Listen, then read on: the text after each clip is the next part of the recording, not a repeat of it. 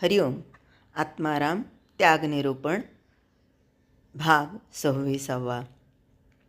अरे त्वा जन्मांतर घेतले, अरे त्वा जन्मांतर घेतले, काय मानितोसी आपुले, ऐसे तुवा विचारिले पाहिजे आता. या 26व्या ओवीपूर्वी आपण 25व्या ओवीचे 2 भाग केले होते. कारण 25व्या ओवीचा विस्तार हा जितका करू तितका कमी आहे. त्यामध्ये आम्हाला समर्थांनी सांगितलं होतं, अरे तू कोण कोणाचा, कोठून आला शिकायचा, ऐसा विचार पूर्वीचा घेई बापा. म्हणजे इथे या शिष्याला तू कोण आहेस याचा विचार करायला लावला, त्याचं ज्ञान करून घ्यायला सांगितलं.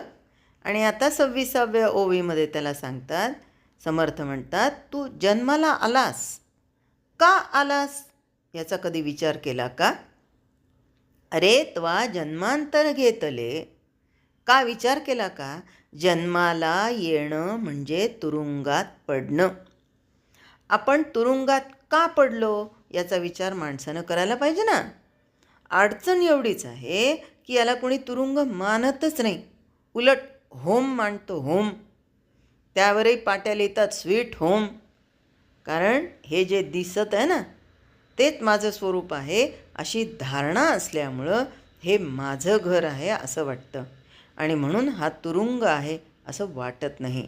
माणसं गमती जमतीनं प्रश्न विचारतात की जर हा खरंच तुरुंग असला तर याची जोपासना कशाला करायची. हा जर खरंच तुरुंग असला तर सांभाळायचा कशाला. बरोबर आहे, करू नये याचा विचार. ज्याचं इथून केव्हा सुटायचं हे नक्की ठरलं आहे ना त्यानं हा विचार करू नये. ज्याला केव्हा सुटायचं आहे हे माहीत नाही त्यानं हा विचार केलाच पाहिजे. तुरुंगाची कोठडी असली तरी राहायचं आहे म्हटल्यावर झाडली पाहिजेच की नाही. तुरुंगाची कोठडी कशाला झाडा असा विचार करून चालत नाही. त्याहीपेक्षा एक छान उदाहरण बघायचं का. अहो खरं म्हणजे ना हे उदाहरण आम्हासाठी दुःखदायक आहे.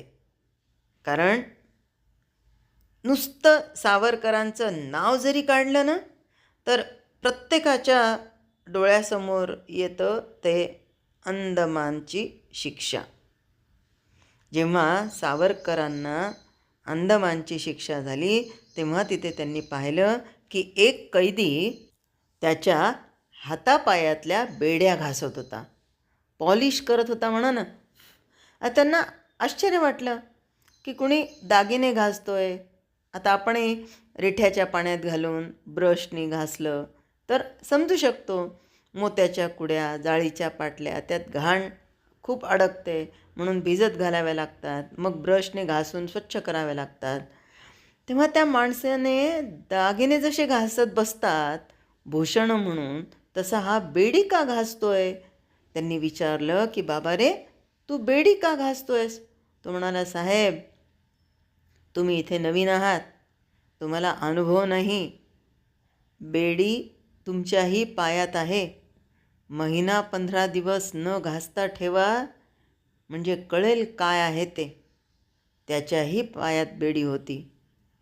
बरं, आमचे सावरकर हे तर बॅरिस्टर, पण इंग्रजांच्या कृपेनं त्यांच्याही पायात बेडी होती.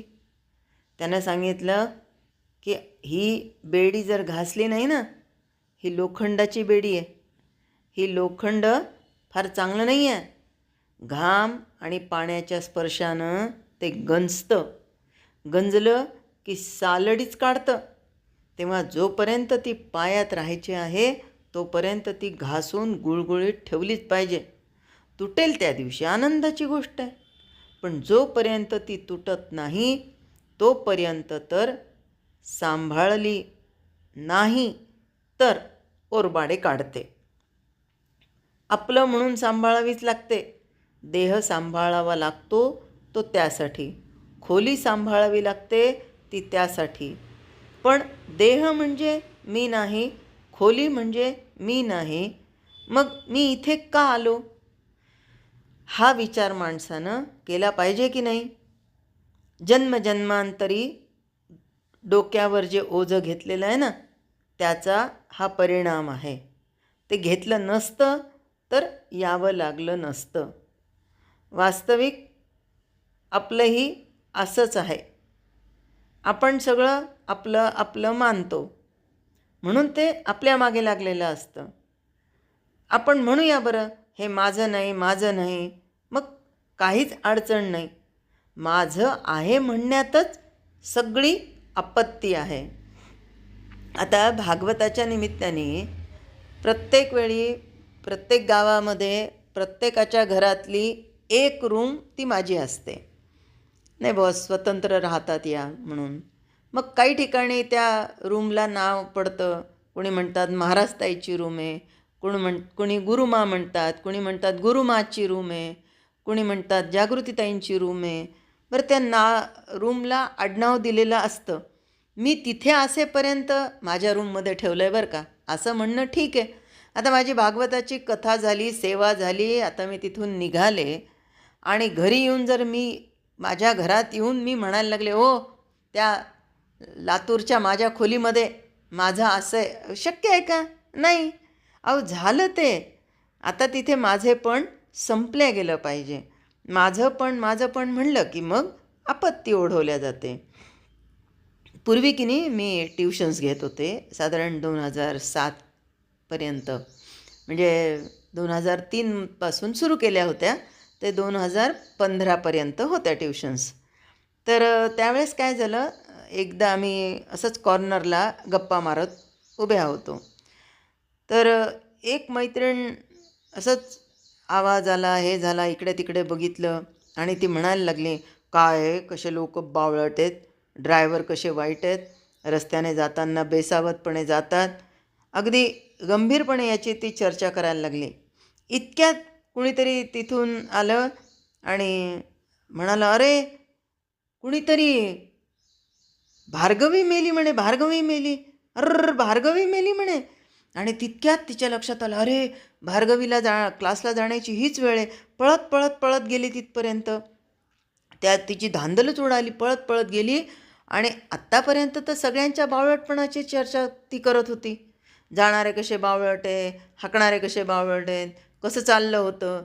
पण जेव्हा सांगितलं की कुणीतरी भार्गवी गेली, की नेमकं पळत पळत पळत गेली, घाबरली आणि त्या गर्दीतून अगदी आपलं चेहऱ्यामध्ये घालून बघितलं, माझी भार्गवी नाही आहे बरं का, ही माझी नाही आहे. आणि मग माझी नाही म्हणलं की तिला जी धडधड झाली होती ती एकदम शांत झाली. म्हणून समर्थ म्हणतात, काय मानितोसी आपुले. जोपर्यंत तू आपलं म्हणतोस तोपर्यंत तुला राग द्वेष चिकटलेले आहेत. तू माझं नाही म्हणालास की ते चिकटत नाही. म्हणून ममत्वाची भावना सोडली की काहीही मागे लागायचंच नाही. याच्यासाठी आम्हाला 26व्या ओवीमध्ये समर्थ सांगतात, अरे त्वा जन्मांतर घेतले, अरे त्वा जन्मांतर घेतले, काय मानितोसी आपुले, ऐसे तुवा विचारिले पाहिजे आता. हरिओम. जय जय रघुवीर समर्थ.